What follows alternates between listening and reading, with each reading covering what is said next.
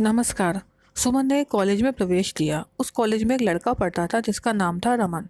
दोनों स्वभाव के बिल्कुल विपरीत थे। जहाँ रमन बिल्कुल शांत लड़का था, वहीं सुमन चंचल, नटखट और शैतानियां करने वाली।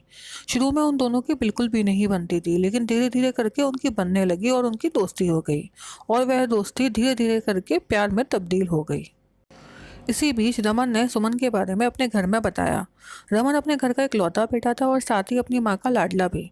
जब सुमन के बारे में रमन की माँ को पता चला, तब उसकी माँ ने सामने से तो कुछ नहीं कहा, लेकिन मन ही मन उन्हें सुमन पसंद नहीं आई।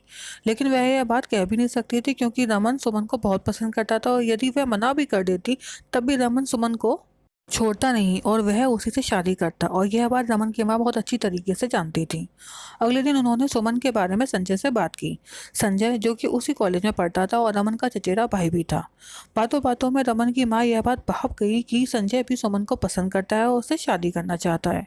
बस फिर क्या था, उनका दिमाग चल पड़ा और उन्होंने रमन को सुमन से अलग करने के लिए बहुत ही बकवास और घटिया तरीका अपनाया। उन्होंने संजय को अपने झांसे में लिया और उसे यह बात समझाई कि यदि वह उनके कहे अनुसार चले तो सुमन की शादी उससे हो सकती है। पहले तो संजय को सकुचाया, लेकिन बाद में वह उनकी बात मान गया और उनकी प्लानिंग का हिस्सा बन गया। उन्होंने संजय को समझाया कि उसे किसी भी तरीके से रमन के दिमाग में यह बात डालनी होगी कि सुमन और संजय के बीच में कुछ चल रहा है। वहाँ कॉलेज में वह अपना काम करे और यहाँ घर में वह अपना काम करेंगी। क्योंकि रमन उनका बेटा था, इसलिए वह उसकी नस नस से वाकिफ थी। वह यह जानती थी कि रमन उन पर पूरा भरोसा करता है और साथ ही वह कान का कच्चा भी है। किसी की बात पर तुरंत सच मान लेता है और ऐसा हुआ भी। धीरे धीरे करके संजय ने रमन के कान भरना शुरू कर दिए कि वह लड़की सही नहीं है। वह मुझ में भी अपनी रुचि दिखा रही है और तुझ में भी।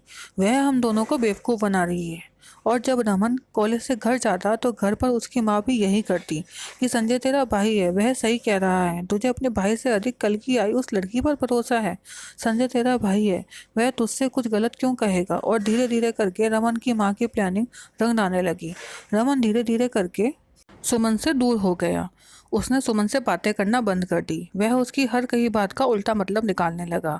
और एक दिन रमन ने सुमन से अपना रिश्ता तोड़ दिया और सुमन को बिना बताए शादी भी कर ली।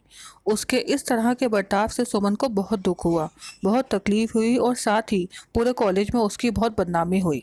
आखिरकार वही हुआ जो रमन की माँ चाहती थी। बस अब बारी आती है उनकी प्लानिंग के दूसरे पहलू की, सुमन और संजय की शादी। उन्होंने सोचा कि इस बदनामी से सुमन इतनी ज़्यादा कमज़ोर हो जाएगी कि वह इस बदनामी से बचने के लिए संजय से शादी कर लेगी। लेकिन ऐसा नहीं हुआ। सुमन कमज़ोर नहीं पड़ी, बल्कि उसने इन सब का डटकर सामना किया। उसने अपने घुटने नहीं टेके। हाँ, उसे कॉलेज तो छोड़ना पड़ा, लेकिन उसने अपनी पढ़ाई जारी रखी। और इन सब में सुमन के परिवार ने उसको कभी अकेला नहीं छोड़ा। यह नहीं कहा कि इतने सारे लोग तुम्हारे खिलाफ बकवास कर रहे हैं, बातें कर रहे हैं, तो ज़रूर तुमने ही कुछ किया होगा। बल्कि वास्तव में इन सबके बीच में उसकी सबसे बड़ी ढाल, उसकी सबसे बड़ी मजबूती यदि कोई था, तो वह था उसका अपना परिवार। अपने परिवार के भरोसे के दम पर ही सुमन ने अपनी पढ़ाई जारी रखी। वह पढ़ाई करती रही, अपने करियर पर काम करती रही। और आज उसका अपना एक नाम है, अपना वजूद है और अपनी एक अलग पहचान है।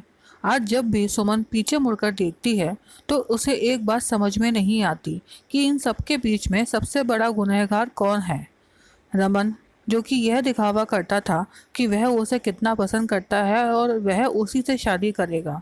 और जब सुमन को उसके साथ की सबसे ज़्यादा ज़रूरत थी, तो वह उन लोगों की कतार में सबसे पहले खड़ा हुआ था जो उसके खिलाफ थे, जो उसको चरित्रहीन कह रहे थे। कहाँ तो उसे सुमन का चंचल व्यवहार बहुत पसंद था, वहीं एक समय पर उसने यह कैसे मान लिया कि वह मजाक नहीं बल्कि फ्लर्ट करती है।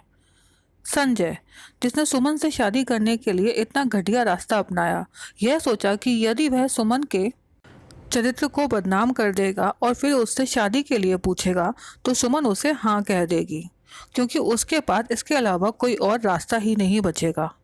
वाह, क्या सोच है।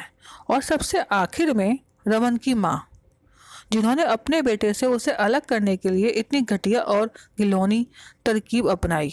उन्होंने ना केवल सुमन, रमन और संजय के जज्बातों के साथ खिलवाड़ किया, बल्कि 3 रिश्तों की मर्यादा भी ताक पर रख दी। पहला, एक माँ का उसके बेटे से रिश्ता। दूसरा, एक ताई का उसके भतीजे से रिश्ता और अंत में तीसरा, एक औरत का दूसरी औरत से रिश्ता।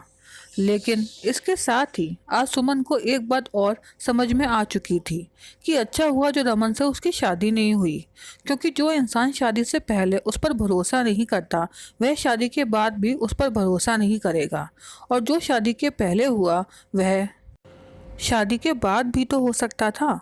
शादी के बाद भी तो उसकी माँ और संजय रमन को भड़का सकते थे, उसके कान भर सकते थे।